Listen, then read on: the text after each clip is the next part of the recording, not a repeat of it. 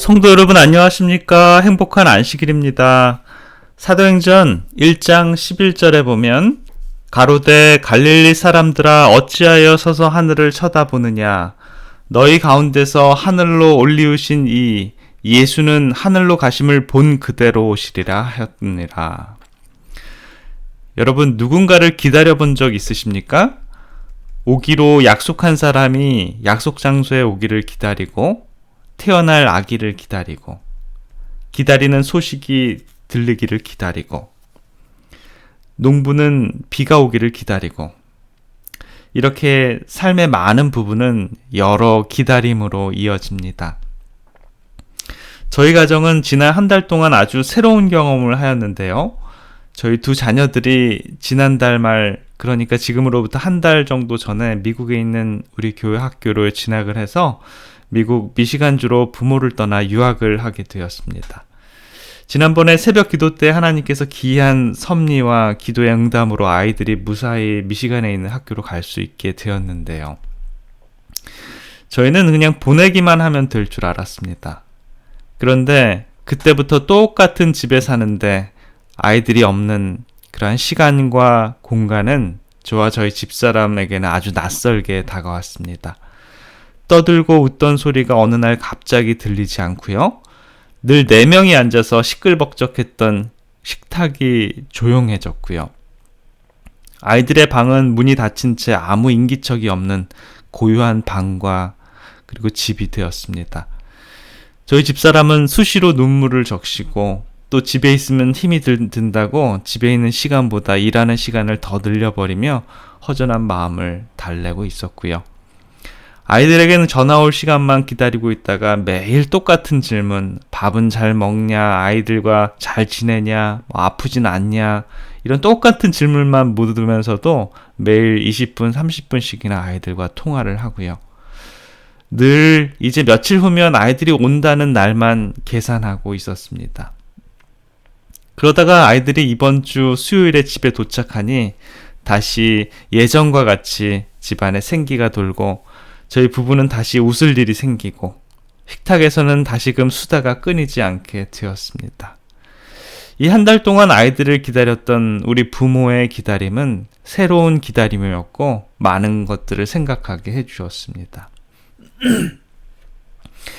오늘 성경 말씀을 보면 주님은 다시 오시겠다라고 약속을 해주셨습니다. 마태복음 24장 44절에도 너희도 예비하고 있으라 생각지 않은 때 인자가 오리라고 말씀하셨고요. 요한복음 14장 18절에는 내가 너희를 고아와 같이 버려두지 않고 너희에게로 오리라고 말씀하셨습니다. 십자가에서 돌아가셨던 주님께서 3일 만에 부활하신 후 40일을 세상에 계시면서 자신의 부활을 제자들에게 확신시켜 주신 후 감람산에서 500명의 증인들이 지켜보는 가운데 호련히 하늘로 승천하시는 모습은 실로 장관이었을 것입니다. 구약과 신약을 살펴보면 수를 셀 수 없는 약속과 예언들이 기록되어 있는데요.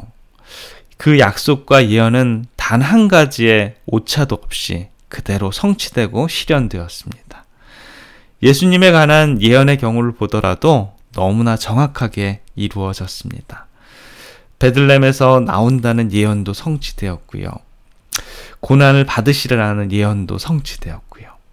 십자가에서 죽으리라는 예언도 다시 살아나실 것이라는 예언도 그대로 성취되었습니다. 그런데 아직 성취되지 않은 한 가지 사건만 남았습니다. 그것은 무엇입니까? 바로 주님의 재림인 것이죠. 주님은 요한복음 14장 3절에서 내가 가서 처소를 예비하면 내가 다시 와서 너희를 내게로 영접하여 나 있는 곳에 너희도 있게 하리라고 말씀하셨습니다. 성령의 감동을 받은 인간의 예언도 그대로 성취된 것을 성경은 증명하고 있는데 마지막 하나 남은 그 약속의 실현을 위해서 주님은 반드시 다시 오실 것입니다. 미국의 미시간 대학의 사회과학 연구소의 연구 보고에 의하면 미국의 3사람 중 1사람은 1년 내내 절망하고 그 절망에 빠진 채 살아가고 있다라고 이렇게 얘기를 합니다. 그런 사람들은 정신적으로는 만성적인 냉소주의가 될 뿐만 아니라 매사에 부정적이고 비판적이고 파괴적이어서 문제의 사람이 되는가 하면 신체적으로는 위궤양, 신경통, 두통, 요통을 일으키게 된다라고 말씀을 합니다. 임상 심리학자인 데이비드 브렌트 박사는 절망을 느끼는 사람들의 유형을 세 가지로 분류했는데요. 첫 번째 유형은 자기 중심형입니다. 자기를 남달리 대우해 주기를 바라고 특별히 인정을 바라는 그러한 형이죠. 그리고 그러한 자신의 욕구가 충족되지 않으면 금방 실망하고 절망해버리고 맙니다. 두 번째 유형은 냉소형인데요. 이런 사람은 자폐증, 자기 폐쇄증으로 자기 방어에 급급할 뿐만 아니라 불평과 불만이 떠나지 않는다라고 합니다.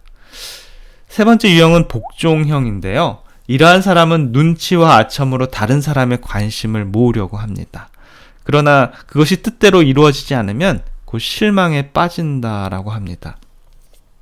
참을성이 없는 사람들은 대개가 희망을 버린 사람들입니다. 어쩌면 우리들의 삶이 예수님을 기다리는 시간이 너무 길어져 지쳐서 실망하고 절망에 빠진 삶은 아닌지요. 현재 인류의 역사는 예수님의 초림에서 예수님의 다시 오심을 기다리며 그분의 재림을 향해서 다가가고 있습니다. 언제 그분이 오실지, 그분의 모습은 어떠하실지, 예수님 재림 후에 예수님과 함께 떠나는 우주 여행은 얼마나 웅장하고 광활할지요. 드디어 하늘문이 열리고 하나님과 함께 그 장면은 얼마나 감격스러울까요? 여러분, 학교 다닐 때 우리는 시험을 볼 때가 있죠? 시험을 치를 때 시험을 나눠주는 사람은 무섭지 않습니다. 왜냐하면 아직 결과가 나오지 않았기 때문에 우리들에게 벌을 세우는 분이 아니시기 때문이죠. 아직 우리들의 운명을 결정하는 사람은 아닙니다. 어쩌면 우리들에게 가능성과 변화시킬 수 있는 여지를 주는 사람이죠. 그러나 합격자 명단을 발표하려고 종이를 들고 있는 사람을 보면 우리는 떨립니다. 예수님의 초림과 재림이 바로 그런 차이가 아닐까요? 초림은 가장 중요한 내용은 구원을 위한 것이기 때문에 주님은 시험지를 우리에게 나누어주러 오시는 선생님과 같이 이제 우리에게 영혼을 준비하게 하시며 그 문제에 대해서 우리에게 권고하시며 우리에게 시간을 주시고 기회를 주러 오신 것입니다. 우리가 겁을 내거나 무서워할 필요가 없습니다. 그러기에 예수님께서는 감추어진 모습으로 오십니다. 아무도 그를 몰라봤습니다. 이사야 53장 1절부터 3절에 보면 초림으로 오실 우리 예수님의 모습을 잘 표현하고 있습니다. 우리의 전한 것을 누가 믿었느뇨? 여호와의 팔이 누에게 나타났느뇨? 그는 주 앞에서 자라나기를 연한 순 같고 마른 땅에서 나온 줄기 같아서 고운 모양도 없고 풍채도 없은즉 우리의 보이기에 흠모할 만한 아름다운 것이 없도다. 그는 멸시를 받아서 사람들에게 실어버린 바 되었으며 간고를 많이 겪었으며 질고를 아는 자라. 마치 사람들에게 얼굴을 가리우고 보지 않음을 받은 바 같아서 멸시를 당하였고 우리도 그를 귀히 여기지 아니하였도다. 라고요. 이것이 초림하였을 때 예수님의 모습입니다. 질고를 아는 자라. 마치 사람들에게 얼굴을 가리우고 보지 않음을 받은 바 같아서. 숨겨진, 감추어진 예수님을 잘 묘사합니다. 그러나 재림의 때는 다르지요. 예수님께서 이제 다시 오실 때에는 우리에게 나누어준 시험지를 채점하러 오시는 분이십니다. 초림 때 공부 잘하는 사람이나 못하는 사람에게 구별 없이 똑같이 시험지를 나누어 주었지만 이제 채점을 해서 합격자와 불합격자를 나눌 때는 똑같지 않습니다. 그 모습은 요한계시록 1장 7절에 기록되어 있습니다. 볼지어다 구름을 타고 오시리라. 각인의 눈이 그를 보겠고 그를 찌른 자들도 볼 터이요. 땅에 있는 모든 족속이 그를 인하여 애곡하리니 그러하리라. 아멘. 성경에는 구름을 타고 영광 중에 예수님의 오심을 이렇게 묘사해 놨습니다. 초림은 영광 중에 오시지 않았지만 재림은 영광 중에 오시는 모습을 봅니다. 그의 태어난 곳에서는 그를 아무도 몰랐고 그가 태어난 나라에서는 오히려 생명의 위협을 받았고 먼 나라에서 동방박사들이 찾아옵니다. 그가 있던 곳에서는 그를 알아보지 못했지요. 고작 밤에 들에서 양을 치던 목자들이 찾아옴을 우리는 압니다. 그리고 우리를 위해서 십자가에서 죽으시고 부활하시고 사람들이 보는 앞에서 승천하십니다. 승천하신 모습도 중요하시지만 그와 같이 예수님께서는 다시 오실 것입니다. 저와 여러분들이 시험을 볼 때 시험지 받고 시험지를 주신 선생님의 뒷모습을 계속 쳐다본다고 문제의 답이 나오지 않죠? 받는 그 시험지에 우리는 뭘 해야 됩니까? 이름부터 써야 합니다. 그리고 쉬운 문제부터 어려운 문제까지 계속 풀어나가야 합니다. 성도 여러분, 우리가 확실하게 먼저 해야 할 것은 이름부터 써야 합니다. 주 예수님을 믿고 하나님의 자녀인 것을 분명히 우리는 답안지에 써 넣어야 합니다. 우리 주님 다시 오십니다. 요한계시록 1장 7절에 보면 각인의 눈이 그를 볼 것이며 그를 찌른 자도 볼 것이며 라고 합니다. 여러분은 그분을 다시 만날 때 어떠한 모습으로 그분을 맞이하시겠습니까? 그때 그분을 만날 때 웃는 모습입니까? 아니면 우는 모습일까요? 기쁨과 찬양을 부르며 우리 주님을 만나기 위해서 우리는 준비해야 됩니다. 주님이 다시 오시는 것이 걱정으로 우리에게 다가온다면 그 결과는 심각한 것이죠. 우리 스스로가 생각할 때 걱정이 앞서는지 아니면 기쁨이 앞서는지 미리 확인해 보시기 바랍니다. 어느 눈먼 소년이 있었는데 어머니가 어렸을 때부터 보이지 않는 아들을 위해서 모든 것들을 산천, 초목과 아름다운 꽃들과 새와 벌과 나비와 해와 달과 별들을 최선을 다해서 설명을 해주곤 했습니다. 어머니 입장에서는 아이가 알아들을 수 있도록 힘껏 모든 것들을 다 설명하려고 설명을 했겠지요. 그러던 중에 정말 행운이 좋게도 안구 기정자를 만나서 적당한 때 다행히 수술을 잘 받고 드디어 눈을 뜨게 되었습니다. 그가 눈을 뜨고 하는 첫 마디가 무엇인 줄 압니까? 이런 말을 했다고 합니다. 엄마, 이 세상은 엄마가 설명해 주신 것보다 훨씬 아름답네요. 눈 뜨고 보게 된다는 것이 너무나 기뻐요. 라고 하더랍니다. 우리가 가야 하는 하늘나라가 그렇지 않을까요? 성경에 표현된 하나님의 보좌와 하늘의 모습, 에덴 동산에 비춰진 하늘의 그림과 같은 표현들을 묵상해 보면 하늘을 느끼게 되겠지만 진짜 우리가 하늘에 가게 된다면 우리가 상상했던 것과는 얼마나 다를까요? 영원한 나라는 하나님의 임재로 충만한 나라입니다.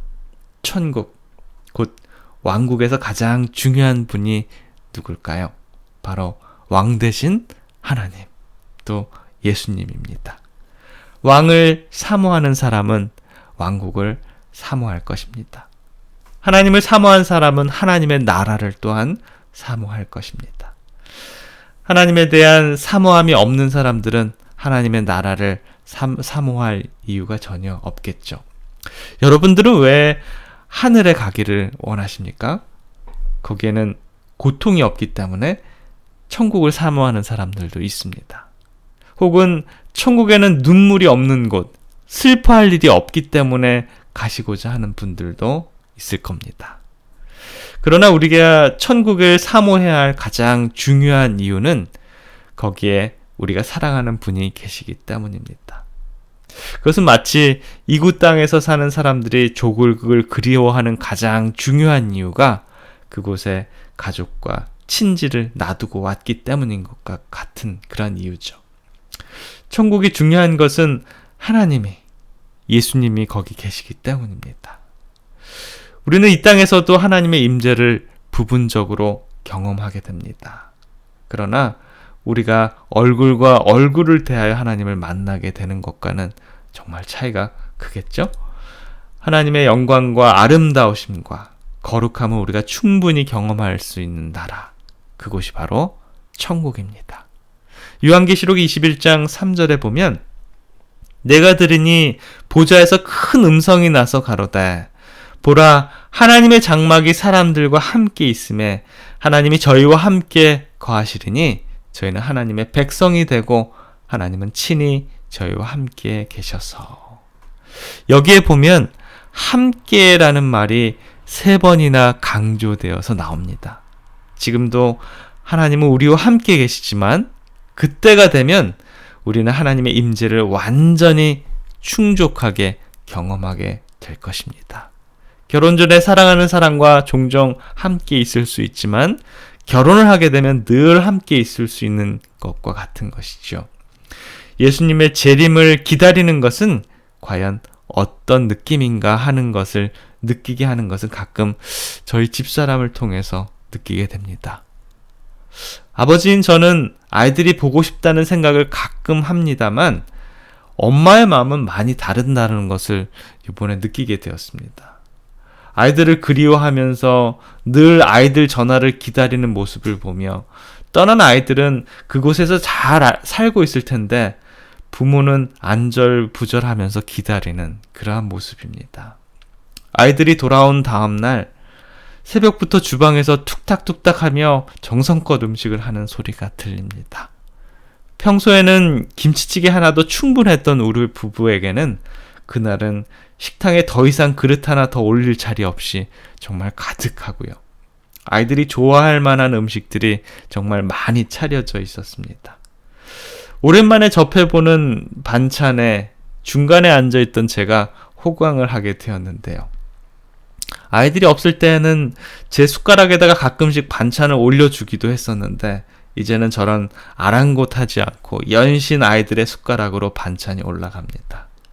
자식 입에 들어가는 것만 봐도 즐거운지 먹는 것도 잊어버린 채 아이들만 챙기는 모습을 보면서 한 달 동안 열심히 기다리더니 저렇게도 좋을까 하는 생각이 들었습니다. 여러분, 우리 주님께서는 우리를 어머니의 사랑보다 더 깊이, 더 헌신적으로 사랑하십니다. 그리고 다시 오시마 약속하시고 우리들이 준비되어서 다시 만날 날을 얼마나 손꼽아 기다리시겠습니까? 그때는 인간의 식탁보다 더 풍성한 식탁이 매일 준비될 것이고요. 부모와 자식과의 만남보다 더 깊은 주님과의 만남이 있을 것이고요.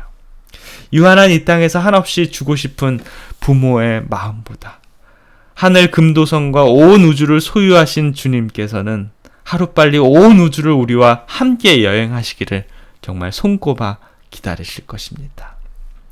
이 어두운 세상에서 즐거운 웃음소리보다 더 맑고 더 행복하고 더 풍성한 사랑의 웃음소리가 울려 퍼질 하늘나라를 생각하면 마음에 감동이 차오릅니다. 11월쯤 찬바람이 불 때쯤이면 제 마음을 설레게 하는 게 있었는데요. 그 당시 제가 6살인지 7살이었는지 구멍가게에 인디안밥이 그리고 조리퐁이 50원 하던 시절이었는데 그 11월쯤에 되면 무려 1,000원인가 2,000원인가 하는 종합 선물 세트가 나왔었습니다. 그 안에는 좋아하는 과자며 사탕이며 종류별로 다 들어있었는데요. 제가 저걸 하나 가지면 얼마나 좋을까 하는 그런 마음이 있었습니다. 가게에 갔을 때 그것을 사들고 나오는 아이들이 얼마나 부러웠던지 여러분들도 기억하십니까? 네, 스펄전 목사님은 천국을 종합 선물 세트라고 이렇게 표현을 했습니다. 성경에 천국에 대한 설명이 나오긴 하지만 그렇게 많지는 않습니다. 하나님께서는 왜 천국에 대해서 우리들에게 많이 가르쳐 주질 않았을까요? 그는 천국에 도착할 때 우리를 깜짝 놀라게 해주시려고 하나님께서는 그렇게 하신 것이라고 설명합니다. 하나님께서는 영원한 나라의 커튼을 열고 천국의 맛을 조금 보여주셨습니다. 질적으로는 완전히 새로워진 나라, 하나님의 임재가 충만한 나라, 자기의 백성들에게 거저 주시려고 선물로 준비해 두신 나라, 그 영원한 천국이 저와 여러분들을 기다리고 있습니다. 사랑하는 성도 여러분, 기다리는 마음이 있으면 인생살이가 지루하거나 짜증스럽지가 않습니다. 성경에 나오는 것처럼 주 예수여 어서 오시옵소서 라면서 아름다운 재회를 기대하시는 저와 여러분들의 생애가 되시길 바라면서 말씀을 드리겠습니다. 우리 기도하겠습니다. 은혜로우신 우리들의 아버지 하나님, 오늘 저희들에게 예수님의 재림과 기다림, 그리고 설레임, 다시 오실 그분을 만나는 기쁨이 얼마나 좋을까를 상상해 봅니다. 어머니가 아이들을 기다리는 마음에서도 우리 주님은 주님의 백성들을 만날 날을 손꼽아 기다릴 줄 우리는 압니다. 주님, 어둡고 험한 이 생의 삶 속에 주님 다시 오시는 희망 안에서 기쁨으로 살아가는 우리들의 삶이 될 수 있도록 주님 인도해 주시옵소서. 모든 예언 속에서 주님 다시 오시겠다는 수많은 예언이 이제 성취될 모습들을 소망해 봅니다. 그때까지 우리 믿는 백성들의 삶의 모습들이 더욱더 성숙하고 아름답고 견고하게 그러한 성품들이 될 수 있도록 주님 축복해 주시옵소서. 사랑해 우리 구주 예수님의 이름으로 간절히 기도드립니다. 아멘.